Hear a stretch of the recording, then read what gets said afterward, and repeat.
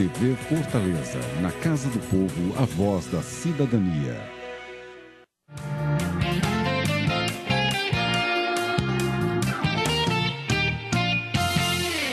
Meus cumprimentos aos telespectadores da TV Fortaleza, canal 6 da NET, canal 61.4 na TV digital, canal 361.4 na Sky. Sejam muito bem-vindos ao nosso programa. É uma satisfação tê-los como telespectadores. Dando prosseguimento à nossa série de entrevistas que nós estamos realizando com os principais profissionais, os principais políticos, os principais empresários do Ceará. Hoje nós estamos realizando o programa de número 123, com o apoio cultural da Tâmara Construtora. Nós temos a grande satisfação de receber aqui hoje o Fernando Barroso. O Fernando Barroso, ele é formado em economia, fez curso, inclusive, no exterior de pós-graduação. E depois de tudo isso, ele decidiu fazer o que ele gosta. Ele é um profissional que se enquadra perfeitamente nesse projeto que nós realizamos recentemente aqui na Câmara Municipal de Fortaleza, onde nós homenageamos os 30 profissionais vocacionais do Ceará. São aquelas pessoas que, após estudarem outras atividades, decidiram fazer o que eles gostam, porque eles têm vocação.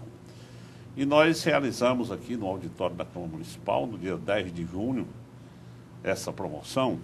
E, infelizmente, o Fernando Barroso não pôde comparecer. Ele estava muito envolvido na Copa das Confederações, onde ele vinha fazendo um grande trabalho, e não pôde estar presente. Ele foi um dos 3 que faltou aqui ao nosso evento. Mas hoje ele está aqui, nós vamos entregar o diploma que ele fez jus e aproveitar e conversar com ele. Ele tem uma história muito interessante. Fernando, satisfação muito grande em recebê-lo aqui no nosso programa. Eu queria que inicialmente você contasse aí um resumo do seu currículo profissional e pessoal.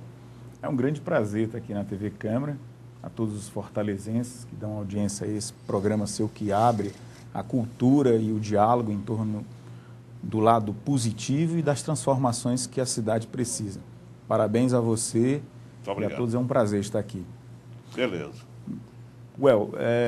Nós, na verdade, foi lamentável não estar aqui, nós sentimos, mas fomos contratados, eu e o meu sócio, o Bernardo Ardi, esse nascido na Alemanha, criado na França e maturado no Ceará, que é o Bernardo Ardi, né? Que já está aqui há 27 anos e contribui de forma marcante para as transformações gastronômicas do Ceará. Certo. E nós fomos contratados pela Infront, que é uma empresa que a FIFA delega a ela toda a parte de oferta de alimento e serviços, quer dizer, a gastronomia e a hospitalidade dos eventos da FIFA estão à frente. Quem está à frente é essa empresa, uma empresa europeia, sediada na Suíça, que nos contratou para que nós fizéssemos a auditoria ou auditagem do que foi contratado por parte dos bufês para o serviço na Copa das Confederações. Mas você já trabalhava antes da sua empresa ou o primeiro trabalho é esse da Copa das Confederações? Não, nós já temos uma empresa, já eu e o Bernard, há mais de 4 anos, onde a gente faz consultoria nessa área. Mas eu digo para a FIFA, foi o primeiro trabalho? Não, foi o primeiro trabalho. Certo. Foi o primeiro trabalho. Certo. Até porque isso tudo é muito novo, né?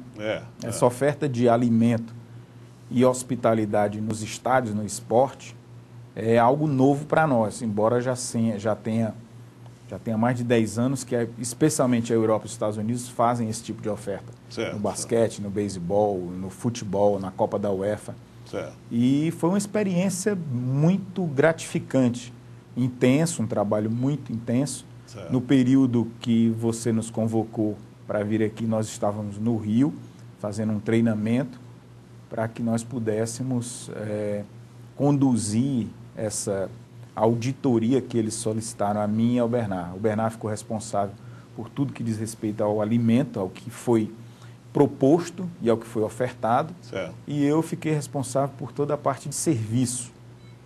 E para para nossa satisfação, o Ceará foi eleito pela FIFA como a melhor oferta de alimentos e bebidas da Copa das Confederações. Que beleza isso.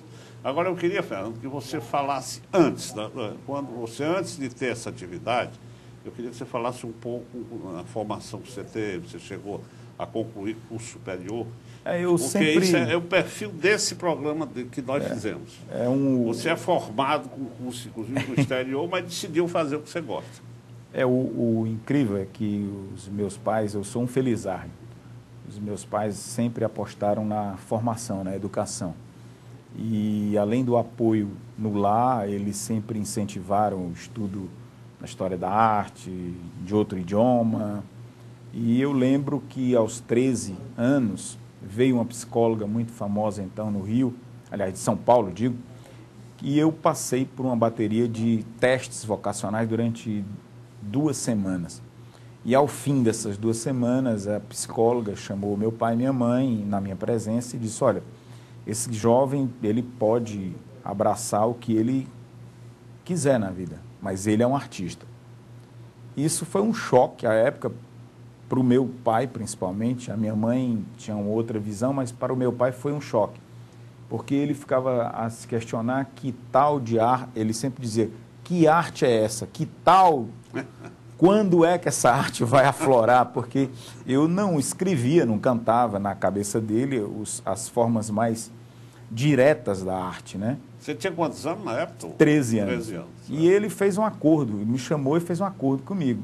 Ele disse: meu filho, vamos fazer um acordo. Enquanto essa tal da arte, ele falava dessa forma, não bate na sua porta, você vai fazer engenharia. E então ficou essa história de fazer engenharia. E depois, num segundo momento, eu ganhei uma bolsa para ir para os Estados Unidos para fazer minha graduação e comecei a estudar engenharia, porque ele dizia: filho, faz engenharia, porque se um dia essa arte aí bater, você vai pelo menos ser um artista ordenado. Então eu segui o conselho do meu pai. Certo. O seu pai, para quem não sabe, ele é filho do Dr. Pedro Barroso, que foi, inclusive, reitor da Universidade Federal do Ceará. Ele é formado em quê, doutor Pedro? O meu pai teve a formação ele é dentista. Dentista. Certo, então continue. Você foi fazer engenharia? Eu fui fazer engenharia e meu pai sempre foi contra eu ir fazer a graduação fora, porque na cabeça dele ele achava, e muito corretamente, que uma graduação era para ser feita localmente e só pós-graduação externamente, porque ele dizia que o Ceará prescindia de pessoas para trabalhar aqui. Eu, à época, como um jovem rebelde, eu me negava a ficar no Ceará. E foi incrível, porque o que me deu condição de ganhar essa bolsa, à época ele assumia a Universidade Federal do Ceará e veio um programa da USAID, 18 reitores sêniores americanos para traçar um perfil, isso em 1975, para onde iria a Universidade Brasileira no ano 2000, quer dizer, 25 anos antes. E ele já era reitor nessa época? Era reitor. Ele tinha assumido há pouco tempo. Certo. E eu tinha ficado um período nesse programa de intercâmbio estudando nos Estados Unidos, que foi outra luta também para ir, porque ele não entendia por que eu queria ir para a América. Por que você quer ir para a América? Eu disse: pai, eu quero ir porque eu quero aprender inglês. E aí ele fez um acordo comigo que eu tinha que estudar todos os 50 estados e falar sobre os 50 estados. Quando terminasse isso, ele ia resolver se eu iria ou não para a América. Certo. E as 50 semanas passaram e eu, a cada semana, falava sobre um estado americano. E terminei convencendo, ele me mandou para a América. Certo. E fiquei no estado de Iowa. Nesse intercâmbio, tinha um reitor sênior da Universidade de Iowa, que é uma universidade que fica na cidade de Iowa City, fundada em 1847. Universidade grande, ainda tem, à época já tinha mais de 60 mil estudantes, e o grande foco dela era na área de medicina, principalmente na parte de oncologia, muito desenvolvida nisso. E esse reitor veio e eu fiquei com uma espécie de sinceroneando e traduzindo, enfim, e nasceu uma amizade, e ele, como reitor, me concedeu uma bolsa. Certo. Que o meu pai não acreditava, que não existia bolsa para graduação. Ele disse: eu não vou pagar, porque aí... Mas eu fui aceito nessa universidade, e quando ele olhou, olha, $86 mil por ano. Imagina que eu tenho você e mais 3 filhos. Não é justo com os outros. Então, esquece. Vai fazer tua graduação aqui e depois você vai fazer sua pós-graduação. E o fato é que veio essa bolsa e ele, quando viu, disse, não é possível. Isso só pode acontecer com você. E eu fui para a América. Certo. E é incrível, porque quando eu entrei para o quadro de honra da universidade, ele estava na primeira fila. E terminada a solenidade, ele me chamou num canto e disse assim, olha, você já provou que é bom, está na hora de você voltar para o Ceará. O seu lugar é no Ceará, não é aqui. Eu disse, meu pai, ó, esqueça, eu nunca vou morar no Ceará. Nunca. Bem, aí ele voltou, o tempo passou e eu dei continuidade aos meus estudos lá e vim passar entre um intervalo e outro, eu vim para o Ceará. E foi o período que ele teve exatamente um infarto e nos deixou. E aí eu resolvi também não ficar no Ceará. E fui para Brasília.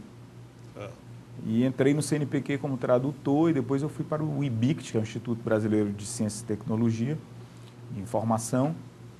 Em função da língua, me facilitou e eu trabalhava com tratamento de informação. Não existia internet e a gente acessava os provedores de informação através de telex. E aí foi minha vida, foram 8 anos em Brasília. E lá eu graduei em Economia e tive a oportunidade também de estudar Ciência da Informação, que era o que eu fazia no IBICT. Bem, aí a minha vida mudou porque eu olhava para o CNPq e não me situava, não me enxergava lá. Você não estava sentindo à vontade, né? Você não embora fosse praia, um trabalho muito interessante, não me preenchia. Eu ficava irrequieto com isso. É interessante isso. E resolvi, a sua vocação era outra. Né? Era outra. E por um acidente conheço um empresário, eu estava em São Paulo fazendo um trabalho para o IBICT, e na viagem, por questão de pane de voo, e eu terminei tendo que ficar em Belo Horizonte, foi quando eu conheci o dono da Alimenta, nesse voo, que me propôs abrir uma loja com carnes porcionadas, que foi o que me trouxe de volta para o Ceará em 87. Eu larguei o CNPq e abri a loja de carnes. Em 1987. Em 87. Ô, Fernando, eu vou lhe pedir um intervalo de 1 minuto e voltaremos em seguida.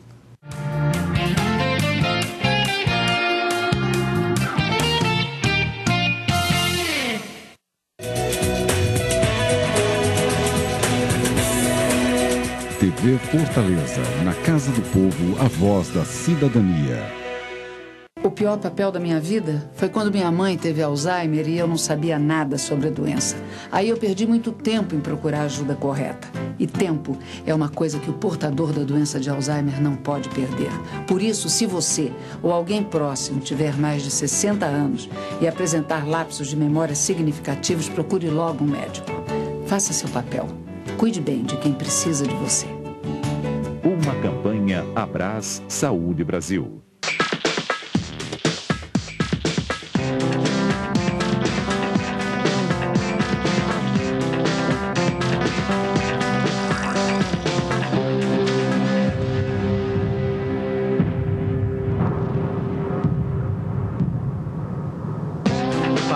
Faça esta palavra acontecer.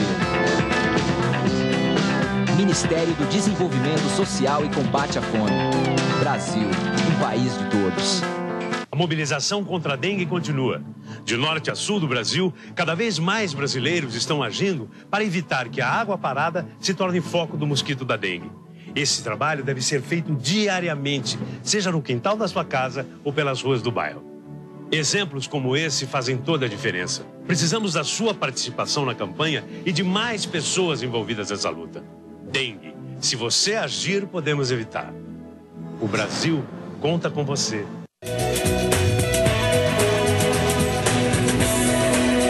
TV Fortaleza, na Casa do Povo, a voz da cidadania.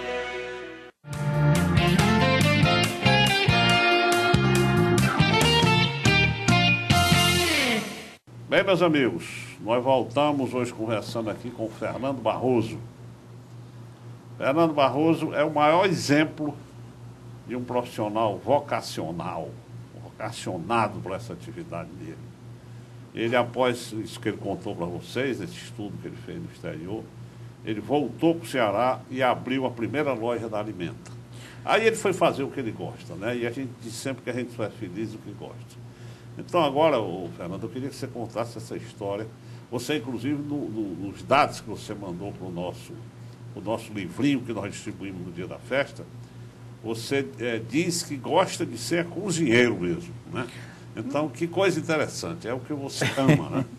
Não, é que eu acredito muito no lado profissional e no lado acadêmico. Então, imagina, um amigo como o Bernard, que levou praticamente 12 anos desenvolvendo o ofício e a arte da gastronomia. Depois ele faz uma série de incursões práticas para finalmente ser nomeado um chefe. Então, em respeito a essa arte, que é a gastronomia, a esse ofício que é a gastronomia, eu não poderia me apropriar de algo que eu não passei academicamente. Certo. Eu sou, na verdade, um pesquisador, sou um curioso, eu acho que o Criador me deu esse dom de saber lidar com os alimentos, mas eu não poderia jamais me apropriar desse título, porque certo. não sou merecedor dele, porque não fiz a sequência lógica. É como você imagina, o dentista, existia o prático, que ele era o protético que fazia. Um protético não é um dentista nominado, certo. Ele é um prático. Então, eu, na verdade, agradeço aos dons da vida, que tenho realmente, sei lidar com alimento, mas não passei por isso. E nem encaro isso como algo, pelo contrário, me dá muito prazer, porque eu me realizo, sinto que esse é o meu ofício, a minha vocação. Me sinto hoje muito feliz com o que faço e a maneira como eu conduzo a minha profissão. E isso me dá prazer. Certo. Então você abriu a primeira loja da Alimenta. Alimenta era uma proposta em 87 de trazer carnes de qualidade porcionada, congelada. Quer dizer, tinham dois paradigmas aí a serem rompidos. Um era o produto congelado e o outro porcionado. Certo. Mas a Alimenta se transformou num grande sucesso na cidade. E a gente evoluiu e de 87 até 99, quando foi a crise cambial, a gente conseguiu crescer bem. Nós chegamos a ter 87 pessoas trabalhando. Era uma empresa que, depois de 95, quando o frigorífico Alimenta deixou de nos fornecer o produto em função das crises que o Brasil viveu naquele período e de uma concordata que fechou essa área deles. Certo. Aí eu me voltei para o exterior, foi um período que a gente importou vinho, o primeiro contêiner de vinho que entrou no Ceará foi eu que importei. Certo. Pela Alimenta. Depois a batata Maquem, Bonduelle, carnes da Nova Zelândia. E, por fim, em 99, naquela crise cambial, eu praticamente tinha 98% dos produtos que eu vendia na loja eram importados. Certo. Mas você chegou a ter também um restaurante, né? Isso aí foi exatamente quando a tal daquela arte bateu na minha porta. Tá certo. Né? Porque até aí eu era um comerciante. Certo. Que tinha uma loja que transformou-se numa delicatessen, onde eu trabalhava com produtos. Esse período foi um período que eu amadureci muito com relação a insumos, a produtos, porque eu viajei o mundo todo para trazer produtos para cá. Mas a crise cambial, o economista apostou num caminho. Eu apostei que o câmbio ia dar uma estourada, isso aí foi certo. Mas eu apostei também que internamente aconteceria uma inflação e os preços ficariam paritários. E não foi o que aconteceu. Pela primeira vez na história, diante de uma max desvalorização, o que se teve internamente foi uma deflação. E essa minha opção comercial me levou à falência, eu quebrei. E quebrei porque optei, no momento da minha vida, a abraçar esse tal do ofício que bateu à minha porta, que foi a gastronomia. Certo. Foi quando nasceu o bistrô dentro do que era a delicatessen. Certo. E foi um presente da minha companheira por 18 anos, que ela chegou me trouxe 2 passagens, a dela e a minha, e me convocou no meio da crise. Eu tinha 18 contêineres viajando da Nova Zelândia para cá, imagina, o dólar era 1,19, foi para 2,47 e os preços internos caíram a preços relativos a 64 centavos de dólar. Então, tudo que eu tinha virou pó. Certo. E o que estava por chegar, eu tinha uma dívida astronômica. Mas o que me fez mudar foi esse convite que ela me fez. Vamos para Paris. Eu disse, você está louca, nós estamos quebrados, você está me chamando para Paris? Eu disse, não, você tem milhas e tem esses pontos que eu peguei um hotel muito bom, a gente pode ficar 15 dias em Paris. E quando eu pisei em Paris, aí Paris é aquilo que encanta, porque embora você tenha um pouco no imaginário, na literatura, no cinema, nos escritos, quando você pisa, aquele real é tão brilhante, tão impressionante quanto tudo que você estudou. Certo. E quando eu me vi em Paris e caminhei, a Teca, essa minha companheira de 18 anos, ela me disse assim, você está parecendo uma criança quando ganhou um brinquedo. E foi aí que eu resolvi abraçar a gastronomia. Certo. Foi aí que a tal da arte bateu na minha porta. Certo. E eu resolvi, então, chamar os meus fornecedores e falar que eu ia fechar e que ia transformar o meu negócio num bistrô. Certo. Foram anos muito difíceis, porque você administrar uma dívida com um negócio que não representava nem 10% do que você faturava anteriormente para pagar uma dívida certo. monstruosa. E tive o apoio de alguns amigos e de 99 até 2007 eu fiz o Alimenta Bistrô, que foi um prazer e ao mesmo tempo um desafio muito grande para a minha vida. Certo. Mas hoje eu lhe digo que faria tudo do mesmo jeito. Até porque eu vejo hoje que, na verdade, a arte que a vida, que aquela psicóloga nominou como eu sendo um artista, eu sinto que a minha verdadeira vocação é a palavra a partir do estudo, a partir das pesquisas, e isso que eu tenho feito com meu sócio e amigo Bernard e com o Elcio Nagano, que é levantar esses 12 insumos do Ceará e transformar isso num marco para que a gente tenha uma cara gastronômica. Certo. E essa... Aí em 2007, então, você fechou o bistrô, né? Fechei o bistrô. Aí, a partir de então, você ficou... Aí eu passei a fazer jantares em domicílio, aí eu fiz um primeiro grande projeto que foi o da Belle, que é um restaurante, um bistrô, que agora completa 4 anos. E aí nós fizemos em parceria com o Bernard o Medi, um restaurante Biana, lá em São Luís, o projeto do Catu, que é um projeto extremamente ousado e um projeto grande e que está pronto para que a gastronomia seja conduzida e apresentada lá. Certo. E aí fui escrever, fiz televisão, agora a gente está com um novo processo que é uma internet, que é um site, onde a gente divulga essas pesquisas nossas, linkadas a esses multimeios de redes sociais, mas sempre focado em cima do instrumento maior, que é a gastronomia. Certo. Mas o que é que lhe dá mais prazer mesmo? Foi na época que você tocava o bistrô ou fazendo esse trabalho que você está fazendo atualmente? É uma soma. O prazer na gastronomia, à medida que você começa a pesquisar, a estudar e principalmente a entender o que nós somos, que nós cearenses somos.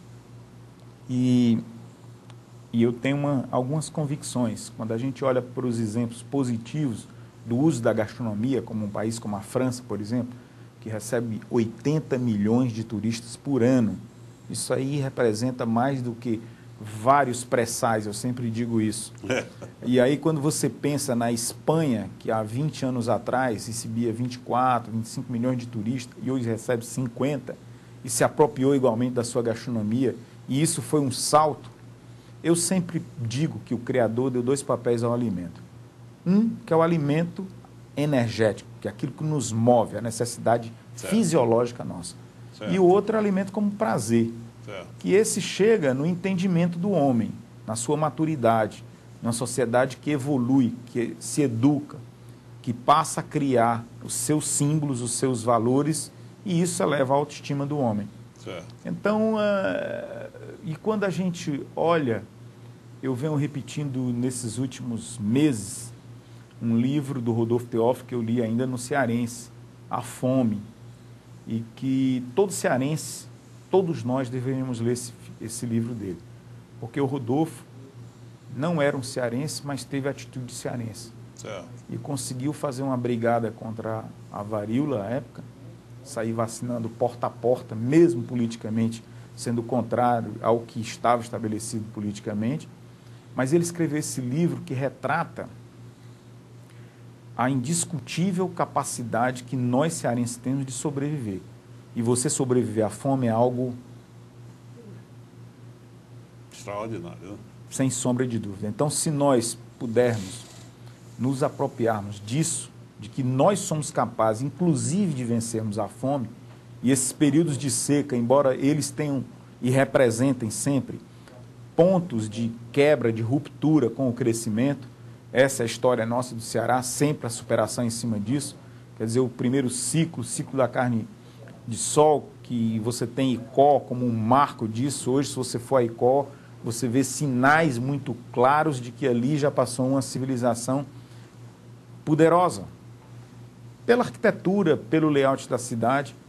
E as secas conseguem dizimar isso. Em 1860, quando a Guerra da Secessão Americana e os Estados Unidos passa a não mais abastecer o algodão em função dos 4 anos de guerra, e que o nosso algodão avança no mercado europeu como um algodão de qualidade, um fio de qualidade, que o Mocotó tem essa pegada, mas aí novamente as dificuldades, as intempéries, a seca, rompe com isso. Certo. E aí você vê que nós temos que nos apropriarmos disso e não ter vergonha de, porque isso são as guerras. O que são as guerras para o homem?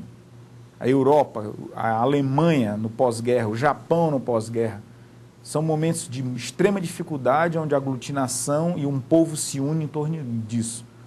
E eu vejo que o Ceará tem essa história tão rica na superação, que a fome é, sem sombra de dúvida, e pode ser o grande aglutinador no sentido de que nós possamos nos apropriarmos disso, certo, como um marco nosso. Certo. E aí o alimento vem no contraponto disso, certo, na opulência. Uhum. Então esse de fato é o meu ofício hoje, é falar sobre a importância e buscar as alternativas para uma tilápia, que hoje gera emprego, renda, e o Ceará é o maior produtor de tilápia. Afinal de contas, a tilápia vem alimentando a humanidade há mais de 2000 anos. É o bíblico peixe de São Pedro. Certo. Uma espécie que os egípcios já cultivavam, já tinha piscicultura. Peixe que Jesus Cristo multiplicou para atender. Não, e outra, milhões de pessoas. Nós temos que nos convencermos de que a nossa costa, em função dos ventos fortes, da temperatura elevada, mas especialmente das correntes marítimas intensas, nós não temos formação nem sedimentação de alimentos para a vida marinha intensa. Então, nunca o mar vai ser plenamente dadivoso para essa população. Então, a saída nossa é a piscicultura, sim, é a cassinocultura, sim. E principalmente, nós nos apropriarmos, tem pesquisas, tem um pesquisador da Embrapa, aí, consorciado com um francês. Na França, no norte da França, tem um Monte Saint-Michel, que eles chamam o pré-salé, que é uma rama preciosa, quando a maré desce, o caprino ovino se alimenta daquela rama. Esse pesquisador aqui em Sobral, através da Embrapa, ele demonstrou as qualidades da espécie dessa rama que tem, e ele fala porque aquela região foi uma região que em outras eras glaciais já foi mar. E em função desse baixo nível pluviométrico que temos na nossa região, a salinidade persiste naquela região. Certo. E após a chuva tem uma rama lá que é tão preciosa quanto essa do pré-salé. Então cabe a nós nos apropriarmos dessa rama de Tauá, de Quixadá, e transformarmos isso em algo precioso para o nosso cabrito de lá. Porque não se enganem, certamente esse cabrito ou esse ovinho da França não são as raças primárias que estão lá desde outrora. Certamente são raças requalificadas geneticamente para isso. Daí a qualidade. Certo. Beleza, Fernando. Então a gente nota que você hoje está fazendo esse trabalho maravilhoso na área de pesquisa, na área de acompanhamento. Mas eu te pergunto, o que lhe realiza mais realmente com o dinheiro, quando você tinha o seu restaurante, porque você mesmo era quem cozinhava, né? Eu tinha uma equipe, e eu formei uma equipe, até hoje ainda tem. Mas você supervisionava tudo, você dava o seu toque, como eu né? falo, o que acontece? Eu tinha a pesquisa nisso, as minhas leituras, e como eu fiquei esse longo período trabalhando com insumos, com alimento, eu dominei. Eu sempre digo que o sucesso de um prato está em 80% da qualidade do alimento ou do insumo que você usa, e 20% é você não cometer nenhum erro. Certo. Sai um bom prato sempre. Beleza. Ô, Fernando, eu, como disse no início do programa, infelizmente você não pôde comparecer ao nosso evento, você estava muito envolvido na Copa das Confederações, mas aqui está a comenda que nós criamos em homenagem ao Chico Anísio, que eu considero o maior artista cearense de toda a história. Nós fizemos essa homenagem a ele e queria passar às suas mãos como um dos 30 profissionais vocacionais do Ceará. Os telespectadores que acabaram de ouvir a sua história viram que realmente a sua vocação é essa, é isso que você gosta, e a gente só é feliz se fizer o que gosta, e você realmente está fazendo um trabalho dentro da área que você realmente abraçou. Então eu queria com muita satisfação passar às suas mãos essa comenda para que você guarde como uma recordação da nossa empresa que resolveu fazer essa homenagem a 30 profissionais vocacionais do nosso estado. Berto, eu te agradeço, e isso para mim é um lembrete contínuo, esse certificado de que buscar essa história e praticar, especialmente usando a minha vocação, para que essas transformações possam ocorrer para as próximas gerações. Perfeito. Principalmente essa de trazer e de gerar no alimento essa autoestima no homem e transformar o homem. Certo. Eu queria te agradecer. Obrigado. Muito obrigado aqui pela sua presença. E queria que você acrescentasse mais alguma coisa que eu não tenha lhe perguntado. Não, é um momento maravilhoso. Eu sou um otimista. Eu sinto que o nosso Ceará, nós estamos descobrindo esse valor e esse ato bravio de ser cearense. Então, eu tenho muito orgulho. E, como eu falei, eu disse para o meu pai que jamais moraria aqui, mas ele estava certo e eu confesso o meu equívoco. Mas agradeço a vida por ter tido a oportunidade de reconhecer o equívoco. Perfeito. De estar aqui no Ceará. Muito obrigado, Fernando. Aos telespectadores, muito obrigado pela audiência. Esse foi o programa de número 123, com o apoio cultural da Tâmara Construtora. Este programa que vai ao ar no domingo às 19 horas, reprisa segunda-feira às 7h30 da manhã, reprisa na quinta-feira às 14 horas, na sexta às 20 horas. Depois eu vou pôr no YouTube essa sua entrevista para todo mundo. Vou dar também a você uma cópia do DVD dessa entrevista para que você mostre aos seus clientes, aos seus amigos. Muito obrigado a todos, uma feliz semana.